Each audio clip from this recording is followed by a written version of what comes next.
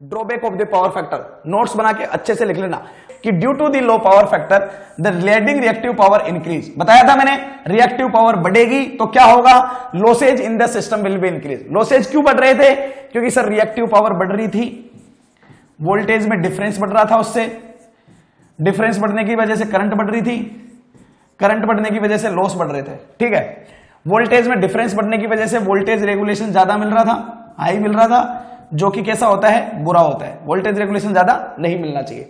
Current ज्यादा होने की वजह से क्या हो रहे थे, लॉस ज्यादा हो रहे थे, और लॉस ज्यादा होंगे तो आउटपुट में जो पावर मिलेगी वो पावर कम मिलेगी, और अगर आउटपुट की पावर कम हो जाएगी तो मेरी एफिशिएंसी जो हो जाएगी वो कम हो जाएगी। क्लियर है। और एक और क्या डिसएडवांटेज था कि आपके इक्विपमेंट्स कैसे हो जाते हैं, ओवरलोडेड हो जाते हैं। तो सारी कहानी एक दूसरे से ही रिलेटेड है, सही है। हाँ, अब देखो तो ये सारे पॉइंट्स आपको यहां पे मिलेंगे। देखो, due to low power factor voltage regulation become poor, मतलब हाई मींस हाई लिख भी रखा है। आगे देखो, द इक्विपमेंट्स में बी ओवरलोडेड, बिल्कुल सही है। Okay, current in that system is increase so losses will be increase. Current बढ़ जाएगी तो लॉस भी आपके सिस्टम में बढ़ेंगे, मतलब क्यू बढ़ेगा तो आपका एस भी बढ़ेगा, तो ओवरलोडेड सिस्टम हो जाएगा। सही बात है कि नहीं है। ओके, कि अगर मान लो पहले इतनी पावर की आपकी क्या है, डिमांड है, ठीक है, ये डिमांड है, इसमें से मान लो आपकी कुछ पावर, मैंने दो केस लिए हैं यहाँ पे, क्या क्या केस लिए हैं। अगर मान लो उसी डायग्राम को वैसा ही एक डायग्राम बना रहा हूं, अच्छे से देख लो। मान लो ये पी है और आपका जो लोड था वो आरएल लोड था, आरएल लोड था, और उसे इतनी रिएक्टिव पावर चाहिए थी।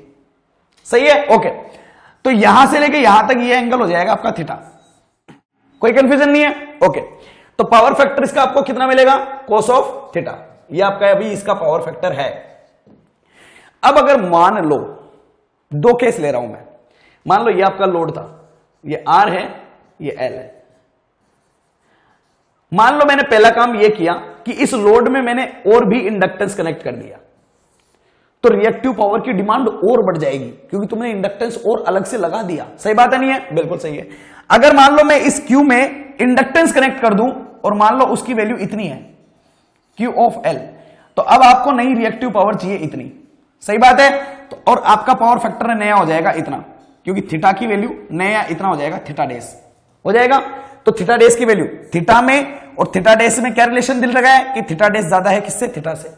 सही है। ओके, लेकिन अगर मान लो मैं यहां पे इंडक्टर नहीं लगाता, अगर मान लो मैं यहां पे इंडक्टर नहीं लगाता, भाई मैंने नहीं लगाया ये इंडक्टर, और मैंने क्या किया, अगर मैंने इंडक्टर नहीं लगा के, अगर मैंने यहां पे क्या लगा दिया, कैपेसिटर लगा दिया, मान लो ये रेजिस्टेंस और इंडक्टेंस था, और मैंने इंडक्टर नहीं लगा के यहां पे क्या लगा दिया, कैपेसिटर लगा दिया, तो कैपेसिटर तो रिएक्टिव पावर को डिलीवर करेगा। सही बात है, वो तो रिएक्टिव पावर को क्या करेगा सर, डिलीवर करेगा। तो इतनी आपकी डिमांड थी, इसमें से मान लो इतनी उसने क्या कर दिया, डिलीवर कर दिया। इतनी पावर को इसने क्या कर दिया है सर, डिलीवर कर दिया है। अगर इतनी पावर को इसने डिलीवर कर दिया है, इतनी पावर को क्या कर दिया है, डिलीवर कर दिया है, तो आपके सिस्टम में क्या हो गया, अब आपको कितनी पावर चाहिए, अब मुझे सिर्फ इतनी सी पावर चाहिए, तो ये ही पावर चाहिए आपको इतनी सी, तो अब आपका एंगल ये थीटा ऑफ डबल डेस इतना हो जाएगा। सही बात है। तो इंडक्टर अगर आपने कनेक्ट कर दिया तो आपके थीटा डेस की वैल्यू बढ़ जाएगी, और कैपेसिटर कनेक्ट कर दिया तो आपके थीटा की वैल्यू कम हो जाएगी। होगी या नहीं होगी।